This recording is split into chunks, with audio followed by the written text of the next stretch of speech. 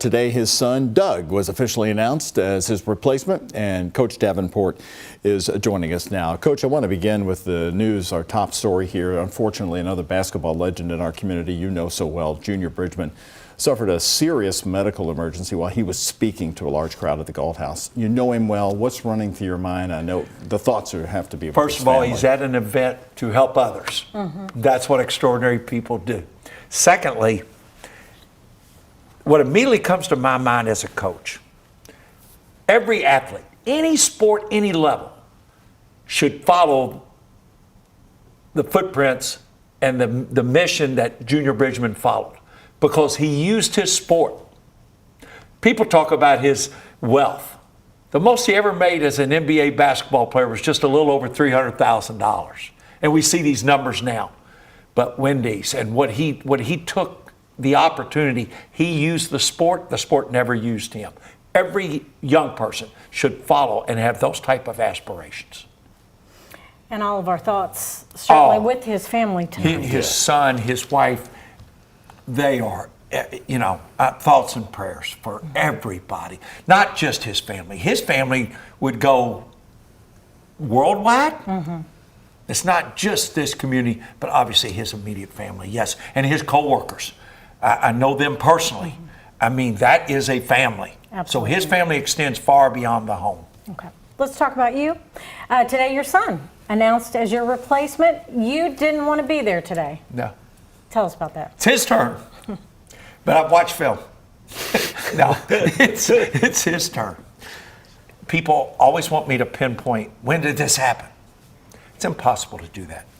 It happened because as a coach, you teach young people that you earn everything you get. And then when you earn it, you get it because you deserve it. It's Doug's turn. And Doug's earned this right. As a student at Bellarmine, I love bragging that he only made 7 Bs his entire career at Bellarmine. I was in college, I hoped I made 7. What an announcement. And he took on being a graduate assistant under Chris Mack at Xavier, hired by Coach Patino at Louisville for 3 years, on to Eastern Kentucky, back to Bellarmine, lives, within a half mile of the campus. He is Bellarmine, and that's important. Doug was speaking today, and he mentioned on his desk he has a handwritten letter from you, and he can't bring himself to read that letter just yet. I would imagine there was a reason why you needed to write a letter to him, because how proud, Scotty, are you that he has gone down the journey that he has and is in the position that he is currently in? I cleaned my office out and turned it over to Doug, and there was nothing on that planner but a letter to Doug.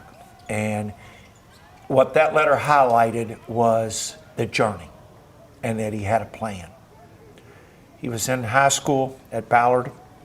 Kevin Willard's an assistant at Louisville. Kevin had played for his dad. His dad was a coach. He went from Western Kentucky to Pittsburgh. Kevin went with him. And Kevin and Doug one day at U of L had a very animated conversation. My office was right down the hall. I could hear it.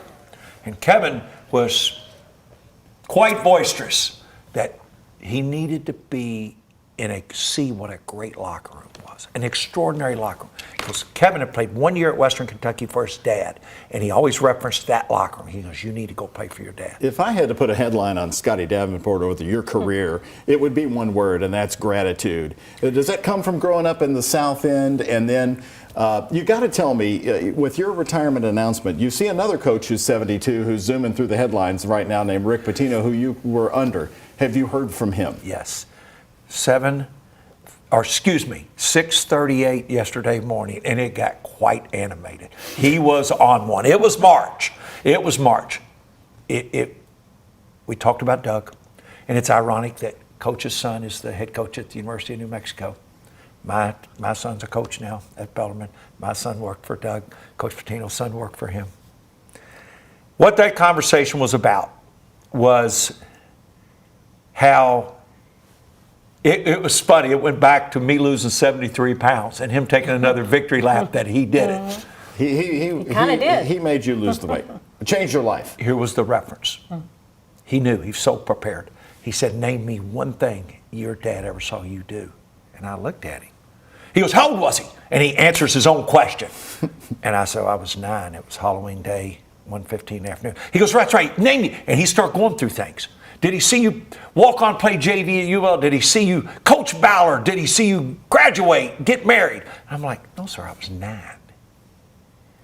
And he says, you go see Reagan Ong, our strength coach, and get yourself in shape so that you live to see your sons do great things. Russ and Doug. How old are they?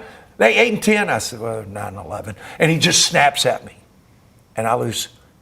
Connie comes to U of L 1 year to the day. I had lost 73 pounds. And I'll tell you how eerie this is. Connie's doing the interview. Kenny Klein got me off the treadmill to do it. And I look up. You remember? It was 1:15 on a Halloween day. When she's asking me about why I did it. How weird is that? And I referenced to Doug in this letter how fortunate I've been and how proud to see not just Russ, or not Doug, but Russ, 2 grandchildren, Doug with the grand dog, 2 unbelievable daughters-in-law. And that letter was referencing him and he and Kevin Willard having that meeting. And I said, Doug, you define this locker room. He came my 2nd year at Bellarmine. Just continue that on. You've helped do this. Real quick, your granddaughter Ren, is she quite aware of your open schedule now? Well, you got the pictures and he knows the story. She got me the most prominent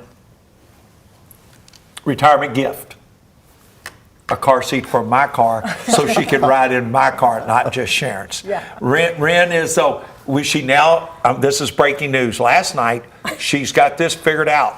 She said, no, Popsy, I want you to coach, but you're not. I said, that's right, Ren. She goes, Uncle Doug is. I said, yes. And she goes, who's after Uncle Doug? I said, well, Ren, that'll be a long time. She goes, well, I am. I'm the next one. That's how a 6th grader thinks. And by the way, if you're worried about Scotty not being active, I saw him this morning getting his miles in on the roadways, staying after it, my friend. 4 miles today. You know, the forecast is always sunny when you're in our studio, so we're true. going to let Ben pick up on that right now and track those temperatures. Ben?